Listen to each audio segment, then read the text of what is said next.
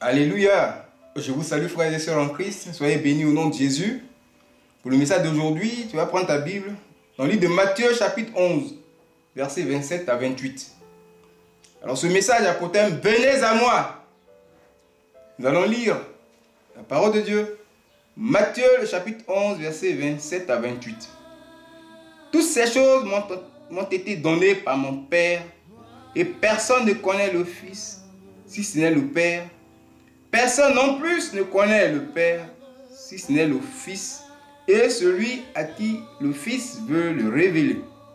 Venez à moi, vous tous qui êtes fatigués et chargés, et je vous donnerai du repos. Venez à moi. Alors ici, Jésus parle, il dit venez à moi. C'est-à-dire Jésus-Christ appelle des humains, des personnes, des hommes, des femmes aussi dans sa présence. Venez à moi. C'est Jésus qui parle. Matthieu a écrit, mais c'est de la part de Jésus. Alors Jésus parle ici. De quoi il parle? De quoi s'agit-il? Pourquoi il parle ainsi? Et ici, dans ces deux versets, nous voyons le premier verset 27, Jésus donne son identité spirituelle. Oui, c'est très important. Il dit, toutes ces choses m'ont été données. Il n'a pas de fils, il parle de lui-même. Mais qu'est-ce qui lui a été donné par le Père? C'est toutes ces choses, c'est au pluriel. Le Père a donné à Jésus le règne, le pouvoir. Oui. Il lui a donné aussi, bien aimé, la force. Il lui a donné la puissance. C'est toutes ces choses que le Père a remis à son Fils pour le bien-être de l'humanité.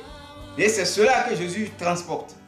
Il dit, le Père lui a donné pour mettre en confiance ceux qui sont en face de lui. Mais pourquoi? De quoi il s'agit? Pourquoi il dit ces choses? Et après, il les appelle. Bien aimé, oui, ici, Jésus est à un point décisif, un tournant décisif de son ministère. Vous voyez, pour comprendre cette parole, il faut se référer à ce qui s'est passé d'abord, dans le contexte biblique. Jésus a commencé son ministère, il a d'abord annoncé le royaume de Dieu. Il a offert le royaume de Dieu à la population, aux Juifs, à ses parents. Et il a dit ceci, repentez-vous, car le royaume des cieux est proche. C'est Matthieu 4, le verset 17. Voici la prédication qu'il a donnée. Mais la Bible nous enseigne ici qu'en fait, Jésus est allé présenter ce royaume, s'est manifesté par des miracles de délivrance, de guérison dans les premiers temps, et jusque même dans 3 villes. Il va faire des reproches à ces 3 villes-là. Chorazin, Bethsaïda et Capernaum.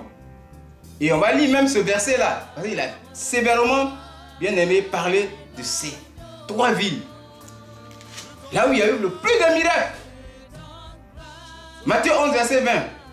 Alors il s'est mis à faire des reproches aux villes dans lesquelles avait eu lieu la plupart de ces miracles, parce qu'elles ne s'étaient pas repenties. Vous voyez, il y a eu une résistance. Jésus, malgré ses œuvres, ses miracles, le peuple, cette population l'a rejeté. Le roi est rejeté. Il est méprisé, il est haï même, il est repoussé. Et Jésus maintenant, bien aimé, va se détourner de ce peuple-là qui lui est hostile. Il va se tourner maintenant vers d'autres personnes à qui il va offrir maintenant, ce n'est plus le royaume mais le repos. Il va se tourner vers maintenant ceux qui sont vraiment, ceux qui ont compris le message, ceux qui ressentent, oui, le besoin d'avoir l'aide de Jésus. Il dit, venez à moi. Il a changé maintenant ici le message. C'est un nouveau message qui apparaît. Venez à moi. Il appelle maintenant les gens à sa présence. C'est moi qui partais vers vous. Maintenant, c'est vous qui allez venir vers moi. Venez à moi, vous tous qui êtes fatigués et chargés. Vous tous qui êtes fatigués, bien aimés, fatigués, possédés par des esprits, des échecs. Et ici, en un mot, nous on parle de blocage. C'est la fatigue. Pendant près de 17 ans, quelqu'un fait des concours, ça ne marche pas. Il arrive au chemin du ciel, 18e essai, ça marche. Voyez-vous, depuis des années, tu cherches la face de Dieu. Tu cherches la bénédiction, elle n'arrive pas. Mais tu arrives ici, la bénédiction se passe. C'est pour vous dire que cette parole, oui, de l'écriture s'est accomplie ici au ministère chemin du ciel. Elle continue de s'accomplir. Jésus dit, venez à moi, vous tous qui êtes fatigués et chargés. Chargez! Bien-aimés, ce sont les maladies. Tu es chargé, tu es fatigué, chargé. Bloqué, maladie. On dit ici, blocage et maladie. Jésus dit qu'il est capable de te délivrer. Il appelle tous ces gens à sa présence pour leur rassurer. Bien-aimé, oui, tu as un problème quelque part, tu es chargé. Tu n'arrives pas, bien-aimé, oui, à sortir du besoin. Tu es chargé. Tu as une maladie, tu es fatigué. Alors Jésus t'appelle. Et cette parole trouve son accomplissement ici, au ministère chemin du ciel, par des miracles. Cette dame qui dit, elle s'est demandé, c'est la magie ou c'est le miracle? Bien-aimé, c'est le miracle de Dieu que nous vivons ici. Le miracle, par définition, le diable n'a pas de miracle.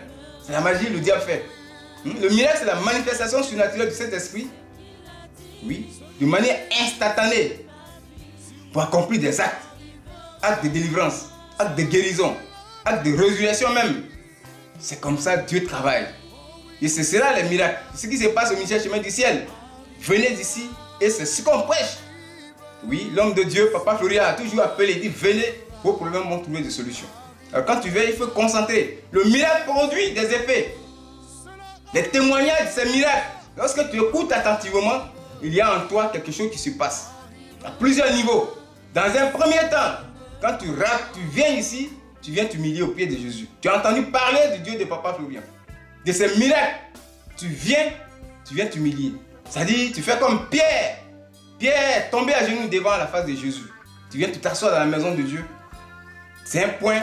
En ce moment-là, lorsque tu viens raconter le Dieu de Papa Florian, il y a en toi quelque chose qui change.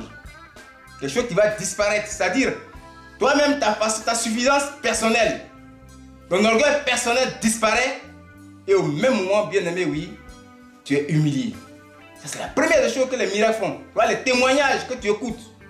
Vous voyez, c'est des effets avant que tu acceptes le Dieu de Papa Florian. C'est ce qui se passe. Comme par exemple chez Pierre, dans Luc chapitre 5, versets 8 à 9. Et après cela, bien-aimé, lorsque tu vois les miracles, tu comprends que oui, il y a en toi quelque chose qui ne va pas. Pierre a confessé. Après avoir s'humilié devant Jésus, il a confessé.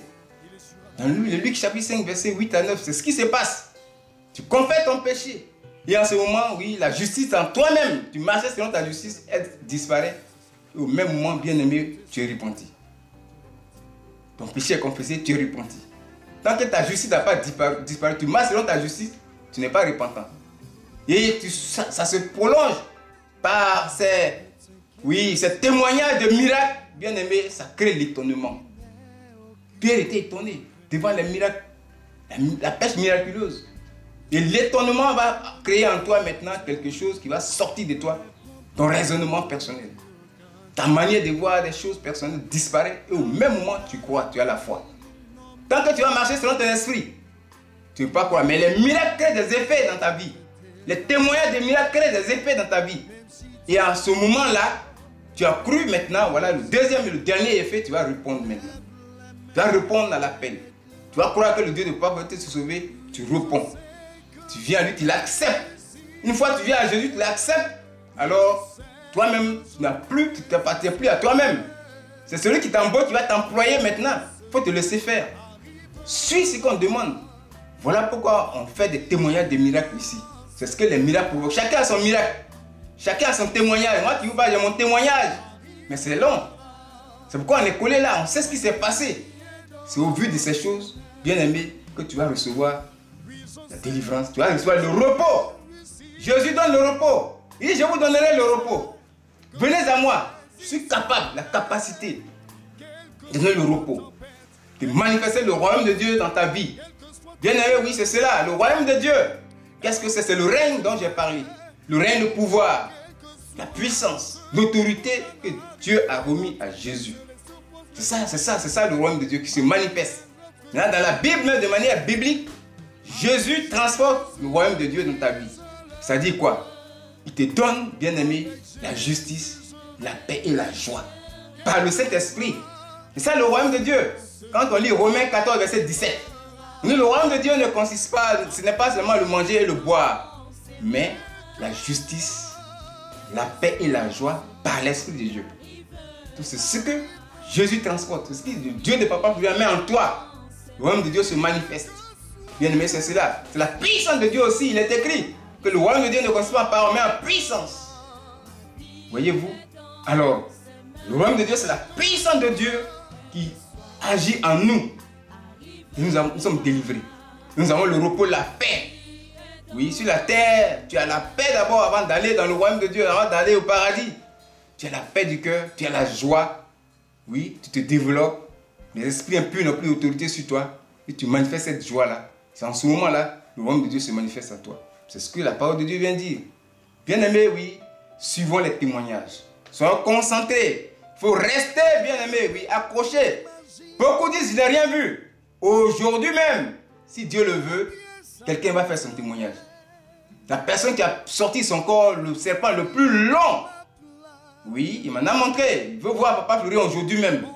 Le plus long, mais c'est un enseignement. Ce monsieur, il a une grande vie de prière. Depuis 7 ans, je lui ai parlé, mais il se croyait en bonne santé. Quand tu le vois, il n'a jamais manifesté des maladies. Mais quand il est venu, il a vu les miracles qui se produisent ici. Il a suivi les 3 traitements complets. Il n'a pas dit qu'il est malade, il a suivi les 3 traitements complets. C'est au dernier sachet. 3 traitements complets, au dernier sachet. Au dernier cas, il a fini le dernier sachet. Mais des serpents qui sont sortis de son corps. Des gros paquets de serpents morts. Par la grâce de Dieu, il y a un qui a surnagé le plus long, il a filmé. Ça veut dire quoi? Tu peux te sentir en bonne santé. Mais quand tu vois les miracles qui se passent, bien aimé, prends un traitement complet. 3 traitements complets. C'est lui, c'est jusqu'au dernier sachet du 3e traitement complet, il a vu son miracle. Au deuxième traitement, il m'a appelé. Vous dites que ça ne va pas, je vais prendre une chose. J'ai dit, suis, continue. Et Dieu l'a délivré. C'est ce que beaucoup de personnes font ici. Tu vois les miracles, mais les traitements que tu suis là, si ça ne va pas, fais les 3 traitements complets. Tu vas voir, le royaume de Dieu va se manifester dans ta vie. Voilà ce que j'avais à vous dire.